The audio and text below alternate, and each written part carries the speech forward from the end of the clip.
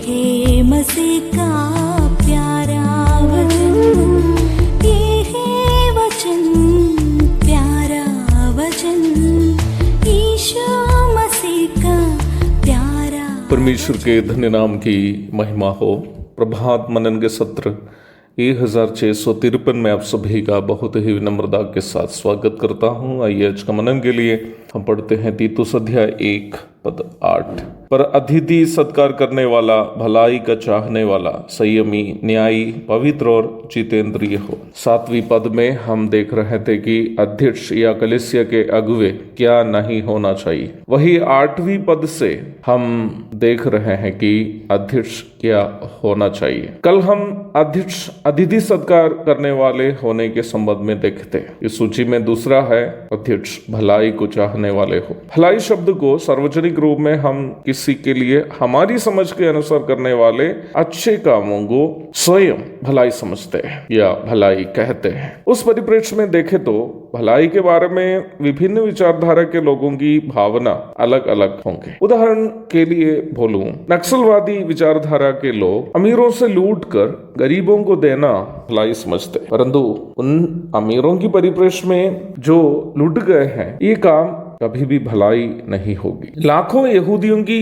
निर्दयता से कत्ल करते समय जर्मनी के तानाशाह एडोल्फ हिटलर की और हिटलर के समर्थन करने वाले नाजियों की सोच ये थी कि हिटलर जर्मन नागरिकों के लिए भलाई कर रहा है। इस्लामिक कट्टरपंथियों के द्वारा अन्य मजहबों को मानने वालों की हत्या करते समय उनकी भी सोच यह है कि वे अपने धर्म की भलाई कर रहे हैं। मैं इन उदाहरणों को इसलिए दे रहा था कि आपको और मुझको ये अवश्य समझना है कि भलाई उन अच्छे काम नहीं है जिसे हम अपनी समझ के अनुसार करते हैं। यह सिद्धांत कलीसिया की अगुवाई करने वाले अध्यक्षों के लिए भी लागू है। अध्यक्ष अपनी मर्जी से करने वाले या कराने वाले सभी काम जरूरी नहीं है कि वे सब भलाई हो। भलाई परमेश्वर के नैतिक स्वभाव में से एक है। वचन संहिता 100:5, गलाती 5:22। परमेश्वर की भलाई की खासियत यह है कि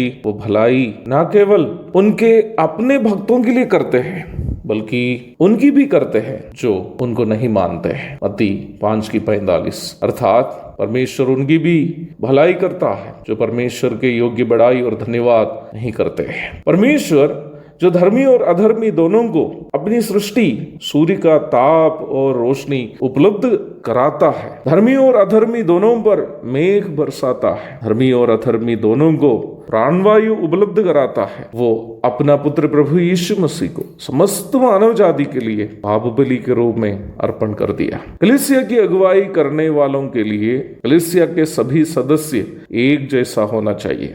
धनी, कुलीन आदि विश्वासियों को अधिक महत्व और गरीब और कुरूप विश्वासियों को द्वितीय स्तर के विश्वासी के रूप में नहीं देखना चाहिए। अध्यक्ष सबकी भलाई चाहने वाला होना चाहिए क्योंकि ऐसे करने पर वह यीशु मसीह का प्रतिनिधित्व कर रहा है। एक और शुभ दिन की धन्य कामनाओं के साथ आज का मनन में यहाँ समाप्त कर रहा हूँ। प्रभु आप सबको आशीष दे। आमीन।